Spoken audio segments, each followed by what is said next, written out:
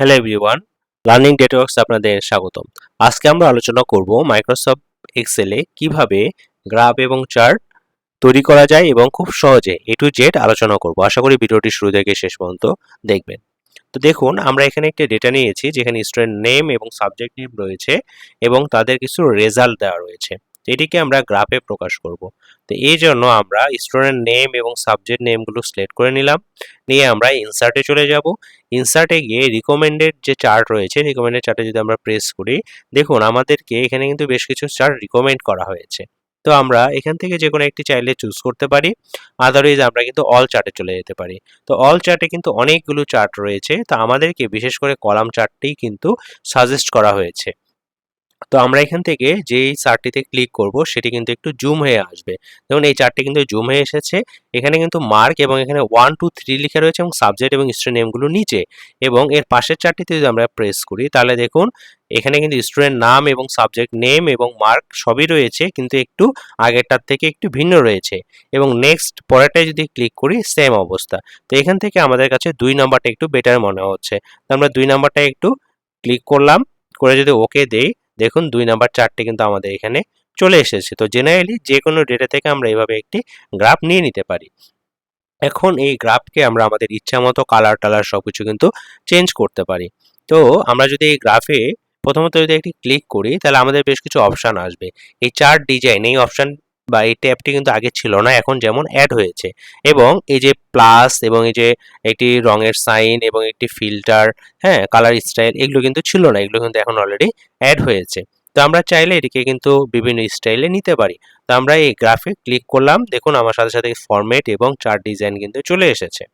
তো এখান থেকে আমরা যদি এই প্লাসে যদি ক্লিক করি, তাহলে প্লাসে ক্লিক করলে আমাদের কিছু অপশন আছে যেটা আমরা চাইলে কিন্তু চার্টে অ্যাড করতে পারবো বা রিমুভ করতে পারবো। তো দেখুন এখানে এক্সিস, এক্সিস মানে হচ্ছে আমাদের ভার্টিক্যাল এক্সিসে যে ভ্যালুগুলো রয়েছে, এই 100 90 80 এই ভ্যালুগুলো। তো আপনি যদি এটা টাইটেল দিতে চান, এটাতে ক্লিক করি, দেখুন এখানে কিন্তু টাইটেল দেখাচ্ছে। টাইটেলটা কি, এগুলো রেজাল্ট বা মার্ক আমরা দিতে পারি। তো আমরা এটিকে দিব না, এটিকে আমরা তুলে দিলাম। নেক্সট, তারপর দেখুন চার্ট টাইটেল, এই যে চার্ট টাইটেলটি কিন্তু আছে, চাইলে আমরা কিন্তু এখানে একটি টাইটেল দিয়ে দিতে পারি যে রেজাল্ট কম্পেয়ার বা কিছু একটা, বা আমরা চাইলে চার্ট টাইটেলটাকে কিন্তু তুলেও দিতে পারি। তারপর দেখুন ডেটা টেবিল। ডেটা টেবিল আমাদের টেবিলে যে ডেটাগুলো আছে, আমরা যদি চাই যে আমরা গ্রাফের উপরে বা মিডিলে যে কোনো জায়গায় এই ডেটাটা আমরা নিব, তাহলে আমরা যদি এই ডেটা টেবিলে যদি ক্লিক করি তাহলে এই ডেটা কিন্তু চলে আসবে। এবং চাইলে কিন্তু আমরা এখানে দেখুন এটার অ্যারোতে গিয়ে যদি আমরা ক্লিক করি তাহলে কিন্তু আউটসাইড ইন, হ্যাঁ, সেন্টার বা ইনসাইড যে কোনো জায়গায় আপনি ডেটাটাকে কিন্তু নিতে পারেন। তো আমরা এই ডেটাটাকে নিচ্ছি না, আমরা ডেটা লেভেলটাকে তুলে দিলাম। তারপর ডেটা টেবিল, তো আমার এই যে টেবিলটি আছে, আমরা যদি এর নিচে যদি অ্যাড করতে চাই তাহলে কিন্তু এই ডেটা টেবিলে ক্লিক করে আমরা কিন্তু ডেটা টেবিলটি অ্যাড করতে পারি। এটিও আমরা রাখবো না, এটিকে আমরা তুলে দিচ্ছি। তারপর হচ্ছে আমাদের দেখুন ইরোর বার, আমরা যদি এখানে ইরোর বার যদি দেই তাহলে এই যে ইরোর বার কিন্তু চলে এসেছে। ইরোর বারটিকে আমরা তুলে দিলাম। তারপর grid line, grid line means হচ্ছে আমাদের এই যে এই রো গুলো রয়েছে, এগুলো হচ্ছে গ্রিড লাইন। তো আমরা যদি গ্রিড লাইন না রাখতে চাই, গ্রিড লাইন তুলে দিলে কিন্তু যে একদম ক্লিন হয়ে গেল।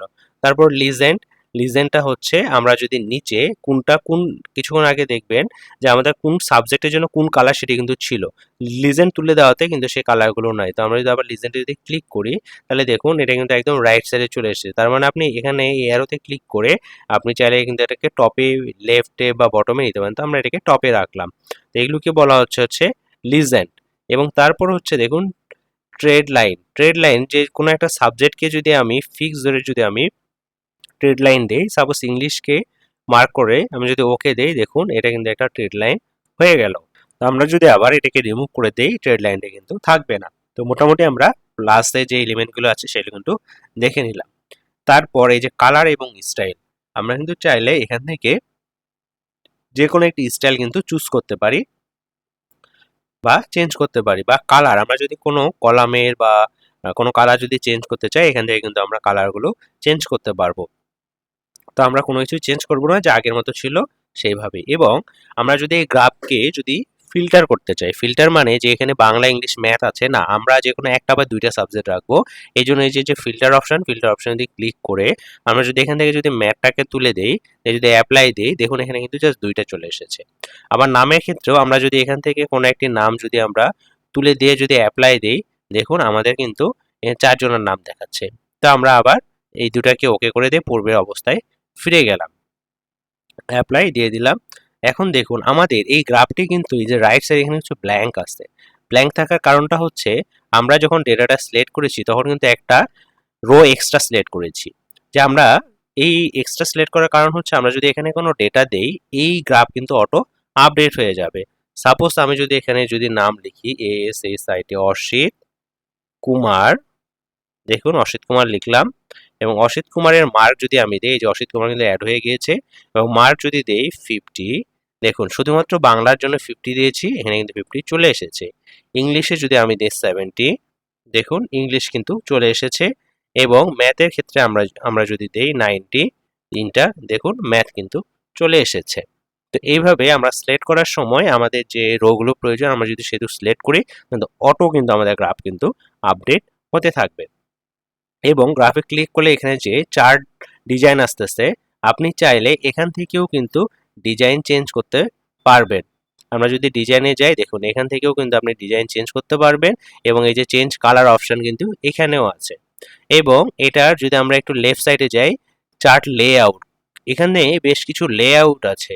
আপনি চাইলে এখান থেকেও কিন্তু যে কোনো একটি লেআউট কিন্তু সিলেক্ট করে নিতে পারেন আপনার ইচ্ছা মতো। এবং আমরা যদি একটু ফরম্যাটে যাই, ফরম্যাটে গিয়ে দেখি ফরম্যাটে কি আছে। আপনি এখান থেকে যদি কোনোটার কালার যদি স্পেশালি মানে আলাদা করে যদি চেঞ্জ করতে চান, তাহলে এই যে শার্প ফিল থেকে কিন্তু আপনি এখানে কালার কিন্তু চেঞ্জ করতে পারবেন। এবং যদি আউটলাইন যদি চেঞ্জ করতে চান, এখান থেকেও কিন্তু চেঞ্জ করতে পারবেন। তো এইভাবে আমরা একটি বার চার্টকে কিন্তু আমরা ডিজাইন বা কালার চেঞ্জ করতে পারি। এবং আমরা যদি এই নেমগুলো যদি একটু বোল্ড করে দিতে চাই, এখান থেকে জাস্ট নেমগুলো সিলেক্ট করে যদি আমরা হোমে গিয়ে যদি এটাকে বোল্ড করে দেই, বা এটা যদি আমরা একদম ব্ল্যাক কালার করতে চাই, ব্ল্যাক কালার দিলাম, দেখুন ব্ল্যাক কালার কিন্তু চলে এসেছে। এবং সেম অ্যাজ এই অ্যামাউন্টগুলোকেও বা নাম্বারগুলোকেও যদি আমরা মার্ক ব্ল্যাক বা যদি বোল্ড বা ইতালিক করে দেই, আমরা এখানে ইতালিক করে দিতে পারবো। তো এইভাবে একটি বার চার্ট কিন্তু করা যায়। কিন্তু এটা কি ডিফারেন্ট কোনো চার্ট করা যায়? হ্যাঁ, করা যায়। আমরা এই চার্টটাকে ডিলিট করে দিলাম। দিয়ে যদি আবার এই ডেটাকে যদি আমরা সিলেক্ট করি, করে যদি আমরা আবার ইনসার্টে যাই, এখান থেকে রিকমেন্ডেড চার্টে যাওয়ার আগে দেখুন এখানে কিন্তু আমাদের বেশ কিছু চার্ট আছে। পিভট চার্ট, ম্যাপ, হ্যাঁ, তারপর পাই, লাইন, হ্যাঁ, এই বিভিন্ন। তো আমরা যদি পাইতে যদি ক্লিক করি, পাইয়ের যে অপশনগুলো আছে 3D, হ্যাঁ, তারপর ডাউন হার্ট, তারপর হচ্ছে 2D। তো আমরা যদি 3D তে যদি ক্লিক করি, দেখুন 3D তে ক্লিক করলে আমাদের চার্ট কিন্তু এভাবে চলে এসেছে। এবং এখানে দেখুন নেম ওয়াইজ কিন্তু কালার হয়েছে, নেম ওয়াইজ কিন্তু কালার হয়েছে, এবং সাবজেক্ট কিন্তু একটা। তো পাই চার্টে কিন্তু আপনি তিনটা সাবজেক্ট একসাথে পাবেন না। তো বাংলায় কে কত পার্সেন্ট মার্ক পেয়েছি, এই জন্য কিন্তু আমরা পাই চার্টটা ইউজ করতে পারি। আমি যদি এই যে চার্ট ডিজাইনে যদি যাই, দেখুন এখানে কিন্তু বিভিন্ন ধরনের ডিজাইন আছে। তার মধ্যে একটা ডিজাইন আছে যে আমাদের পার্সেন্ট অনুযায়ী কে কত পার্সেন্ট করে পেয়েছে, দেখুন আমার কালার অনুযায়ী কিন্তু সেই পার্সেন্টগুলো কিন্তু এখানে আছে। এবং আমি চাইলে এই বাংলার সাবজেক্টকে চেঞ্জ করতে পারি। এখানে ফিল্টার থেকে গিয়ে ইংলিশ করে দিয়ে অ্যাপ্লাই দিলি, দেখুন এটা কিন্তু ইংলিশ চলে এসেছে। তো চাইলেই কিন্তু আমি এখান থেকে তাহলে যে কোনো সাবজেক্ট কিন্তু চেঞ্জ করে দেখতে পারবো যে কোন সাবজেক্টে কে কত পার্সেন্ট করে পেয়েছে। এবং এখান থেকে আপনি এইভাবেও কিন্তু এই গ্রাফটি করতে পারেন পাই চার্ট। দেখুন এখানে কিন্তু নেম ওয়াইজ কিন্তু পার্সেন্ট ওয়াইজ একদম আলাদা আলাদা চলে এসেছে। আমি এখানে জাস্ট সাবজেক্ট চেঞ্জ করব, কিন্তু অটো আপডেট হয়ে যাবে। ইংলিশ দিলাম, ওকে দিলাম, অ্যাপ্লাই, দেখুন ইংলিশে কিন্তু চলে এসেছে।